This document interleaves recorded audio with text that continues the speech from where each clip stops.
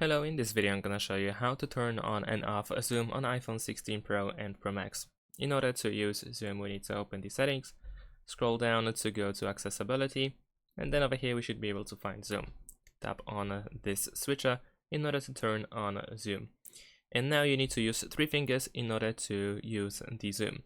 You can double tap 3 fingers, and then the second time you hold it, you can move up and down in order to adjust the zoom.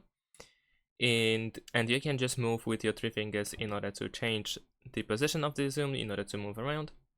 And then you can also double tap 3 fingers in order to go out of the zoom. Of course, you can zoom in and zoom out like this, but if you want to change the zoom, then you want to double tap and then hold for the second time and just move up or down.